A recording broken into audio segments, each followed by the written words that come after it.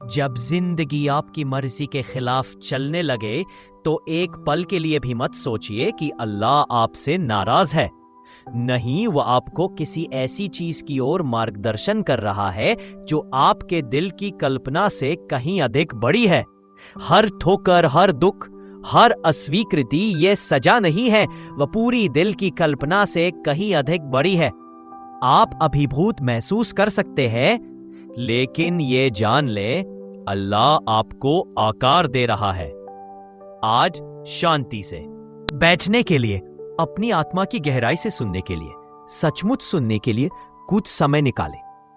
यह संदेश आपके लिए है, उसके लिए जो तुम्हें अपना मानता है, जो तुम्हारा विनाश नहीं, तुम्हारा परिवर्तन चाहता है।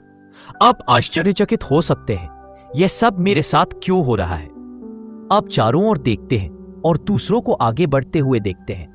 उनके चेहरे सफलता से चमक रहे हैं, उनकी प्रार्थनाओं का जवाब मिल गया है, और यहां आप एक कोने पर रो रहे हैं, अंधेरे में भटक रहे हैं, रोशनी की तलाश में हैं। लेकिन इस सत्य को स्पष्ट रूप से सुनो, यदि जीवन पूरी तरह से आपकी इच्छा के अनुसार चलता तो आप पहले ही खुद को बर्बाद कर चुके होते।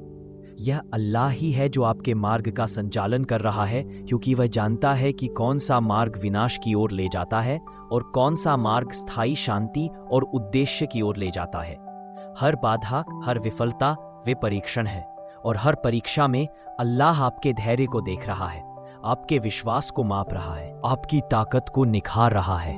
और यहाँ कुछ और है, ध्यान से सुने और इसे अपने दिल में गहराई से बसने दें। जब लोग आपको कम आंकते हैं, जब वे आपका मूल्य पहचानने में असफल होते हैं, जब वे आपके प्रयासों को नजरअंदाज करते हैं, तो आशा न खोए। दुनिया केवल वही देखती है जो वह देखती है, लेकिन अल्लाह की नजर में आप पहले से ही अनमोल हैं। जब लोग तुम्हें नीचे गिराते हैं, तो तुम्हारा भगवान तुम्हें ऊपर उठा रहा है। वह आपके मूक संघर्षों, आपके अदृश्य बलिदानों, आपके शांत आंसुओं को देखता है, और वह जानता है कि आप कितनी बार गिरे हैं, केवल फिर से उठने के लिए। वह अभी चुप लग सकते हैं, लेकिन जब वह जवाब देंगे तो पूरी दुनिया इसकी गवाह बनेगी। आपका धैर्य, आपका दैनिक संघर्ष, आपका बार बार गिरना और उससे भी अधिक बार बार उठना, ये इस बात का प्रमाण है कि आप कमजोर नहीं हैं। जो तुम्हें नहीं मिला वह छिपी हुई दया थी। कभी कभी हम जो खोते हैं वही वास्तव में हमें बचाता है। आपने किसी से प्यार किया, लेकिन उन्होंने छोड़ दिया, और इसमें अल्लाह ने आपकी रक्षा की। आपने एक सपने का पीछा किया, लेकिन दरवाजे बंद हो गए, और उसमें 예를 들어 연애 초기에 상대방에게 무언가를 기대하거나 요구하는 건 어쩌면 당연한 일이에요. 서로의 마음을 확인하고 앞으로의 방향성을 고민하게 되는 시기이니까요. 하지만 그 기대치나 요구 수준이 너무 높거나 현실과 동떨어져 있다면 오히려 관계에 균열이 생길 수 있어요.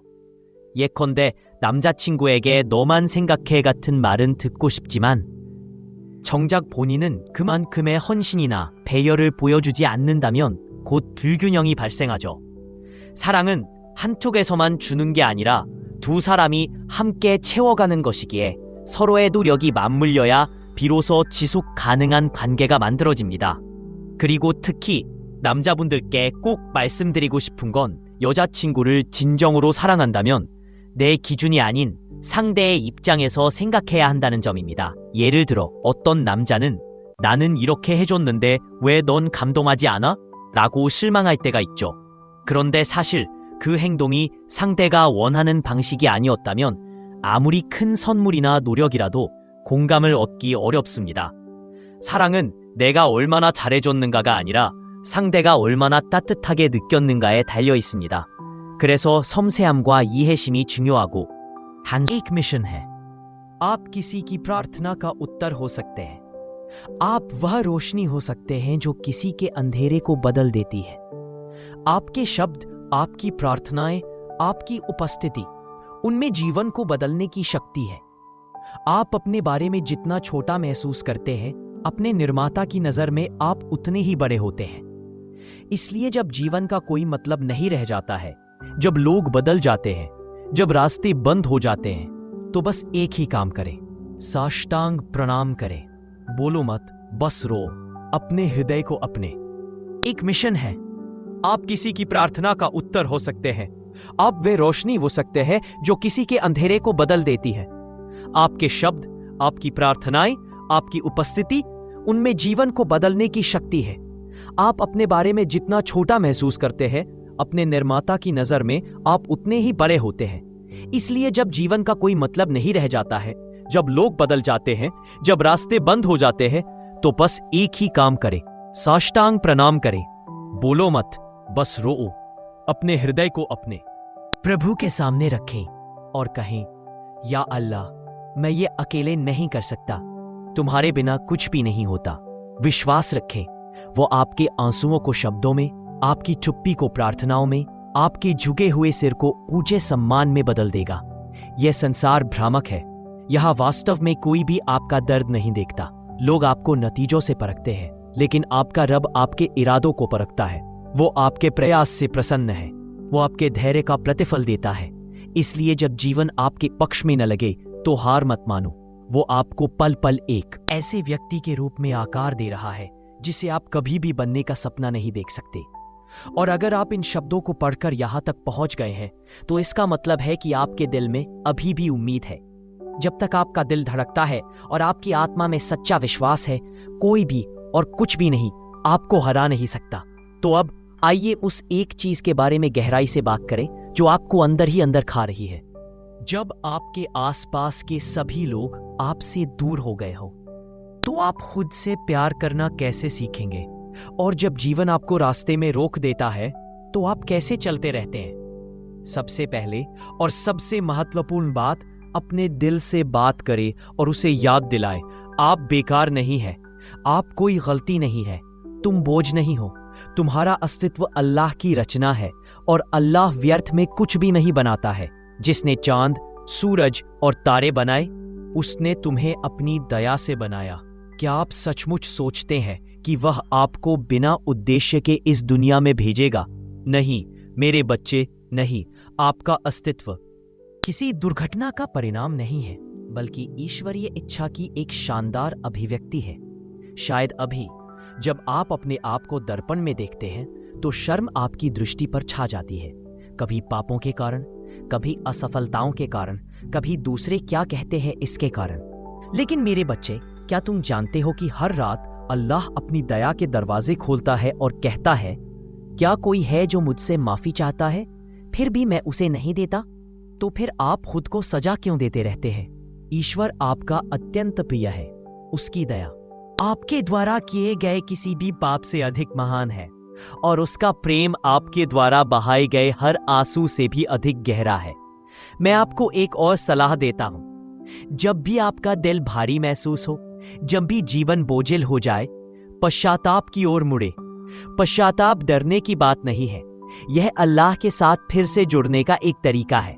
जब आप सजदे में गिर जाते हैं और कहते हैं, या अल्लाह, मुझसे गलती हो गई, तो आपका रब आपको माफ नहीं करता, वो तुम्हें और भी करीब खींचता है। यह कृत्य आपको अपमानित नहीं करता, बल्कि आपको सम्मानित करता है। यह आपको दफनाता नहीं है, यह आपको वापस जीवन में लाता है। अपने आप से ये पूछें, क्या आप डर के कारण पीछे हट रहे हैं, या इसलिए कि किसी और ने आपको ऐसा ना करने के लिए कहा था? क्योंकि अगर आपको खुद पर विश्वास नहीं है, तो दुनिया आपको तोड़ती रहेगी। यदि आप अपना मूल्य नहीं समझते हैं, तो आप डर पर काबू नहीं पा सकते। आप बहुत कुछ करने में सक्षम हैं, बस खुद पर भरोसा करके शुरुआत करें। इसे याद रखें, जो कोई भी वास्तव में स्वयं को जानता है, वह अपने भगवान को जानना शुरू कर देता है। अपने आप से मत भागो, आप जो है उसे स्वीकार करना सीखें। जब आप खुद से प्यार करना सीखेंगे, तभी आप अल्लाह की दया की पूरी गहराई को महसूस कर पाएंगे। क्या आपने कभी अपने वास्तविक उद्देश्य के बारे में सोचा है? मैं आपको बता दूं, यह ऊंची इमारतें बनाना या हद से ज्यादा धन जमा करना नहीं है। आपका वास्तविक उद्देश्य अपने निर्माता के साथ इतना मजबूत रिश्ता बनाना है कि हर दर्द और हर खुशी आपको उसके करीब ले आए। आपका उद्देश्य दूसरों के लिए दया का स्रोत बनना है। आपका उद्देश्य टूटे हुए दिलों को ठीक करना, रोने वालों को सांत्वना देना असहाय महसूस करने वालों को सहारा देना है। मेरे बच्चे, इस दुनिया में वास्तव में सफल लोग जरूरी नहीं कि वे हैं जो उच्चतम पदों पर पहुंचते हैं, बल्कि वे हैं जिनके दिल दूसरों के लिए ईमानदारी और करुणा से भरे हुए हैं। दुनिया आपको समझने में असफल हो सकती है, यहाँ तक कि आपके सबसे करीबी लोग भी आपके बारे में गलत आकलन कर सकते हैं। दोस्त आपका साथ छोड़ सकते हैं, लेकिन अपने आप को कभी मत त्यागो। जब पूरी दुनिया आपसे सवाल करे तो जवाब देने वाले स्वयं बने। अपने आप को याद दिलाएं, मैं काफी हूं क्योंकि मेरा भगवान मेरे साथ है। मैं टूटा नहीं हूं। मुझे एक नए रूप में, एक नए उद्देश्य के साथ फिर से बनाया जा रहा है। मैं आपके लिए प्रार्थना करता हूं कि अल्लाह आपको एक ऐसी जगह ले जाए जहां आप न केवल दूसरों को समझें, बल्कि खुद को भी समझें। मैं प्रार्थना करता हूं कि आप खुद को उतना ही महत्व देना सीखें जितना आपका प्रभु आपको रखता है। हमेशा याद रखें, जब तक आप अल्लाह को मजबूती से पकड़े, 상대도 양보 안 하는 거예요. 또 내가 한 발 양보했어. 그럼 그때 비로소 보여요. 그 사람도 내가 한 발 양보한 걸 알고 본인도 한 발 양보하는지, 아니면 내가 한 발 양보한 걸 보고 옳다구나 좋다 하면서 더 양보하라고 하는지, 이건 한 발 양보해봐야 보인다는 거죠. 정리하면 남자친구가 나를 진심으로 사랑하는지 판단하려면 맞춰주냐 안 맞춰주냐 판단하는 건 의미가 없다. 맞춰주면 어디까지 맞춰주는지 봐야 하고, 맞춰주지 않으면 조율하려고 하는지 아니면 다 지한테 맞추라고 하는지, 이걸 잘 분해된다.